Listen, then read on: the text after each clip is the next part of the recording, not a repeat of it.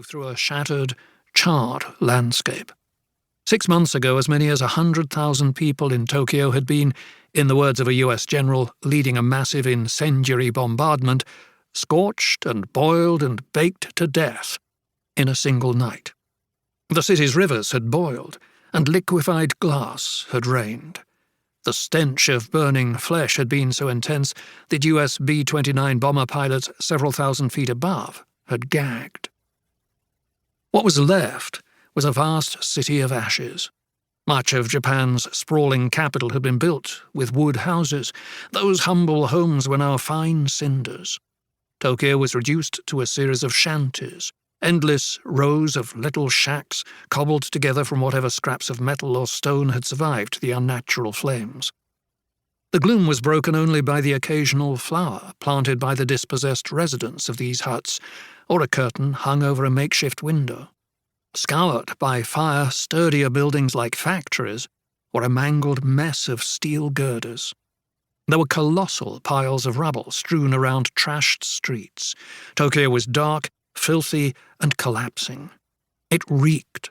With every kind of infrastructure systematically wrecked by the bombings, there were urgent shortages of every kind: electricity, heat, food, water. The despairing residents were left burned, broken, scarred, bereaved, unwashed, ill-clothed, and underfed.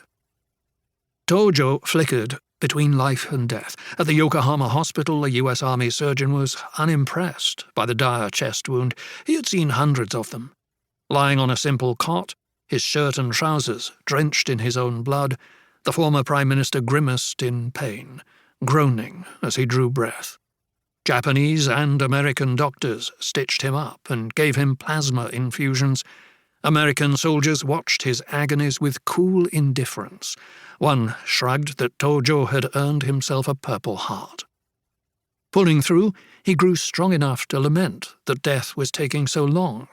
He had meant to finish himself off with a single shot, he explained, rather than risking the delay of ritual disembowelment. He had chosen not to shoot himself in the head, he whispered to an interpreter, so that people could recognize his features and know that he was dead. Neither the fact of defeat, nor the devastation of his country, nor a fresh bullet hole through his chest were enough to make him question the rightness of his cause. The Greater East Asia War was a justified and righteous war, waged by Japan to free its Asian neighbours from the oppressive grip of European colonialism, he declared in what he hoped would be his deathbed statement.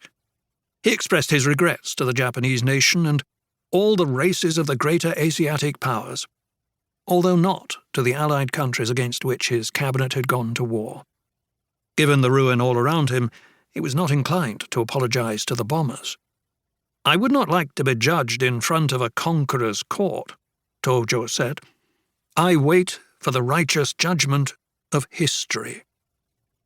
This book is about that conqueror's court and the judgment of history. For 2.5 years after his failed suicide, Tojo and 27 other top Japanese wartime leaders were prosecuted by the Allies as war criminals, a trial that is the Asian counterpart to the more famous International War Crimes Tribunal at Nuremberg. The Tokyo trial was a monumental accounting for the personal fates of Tojo and the other powerful Japanese defendants, who were viewed not just as defeated foes to be neutralized, but as criminals accused of aggression and atrocity. Its unfolding drew in a host of household names, including Harry Truman, Emperor Hirohito, Chiang Kai-shek, Jawaharlal Nehru, Douglas MacArthur, and more, as well as lesser-known figures whose richly multifaceted life stories encompass much of their country's modern histories. Mei Zhuo, the cerebral, purposeful Chinese judge, hoping to restore his war-torn country. Togo Shigenori, the peace-minded Japanese foreign minister who had struggled to prevent Pearl Harbor, yet wound up on trial as a Class A war criminal. Radhabinod Pal, the erudite Indian judge who is today a national icon in Japan, for writing a blistering dissent that acquitted Tojo and all the defendants while denouncing the court itself as illegitimate. It was, as the judges liked to call it, the biggest trial of the world.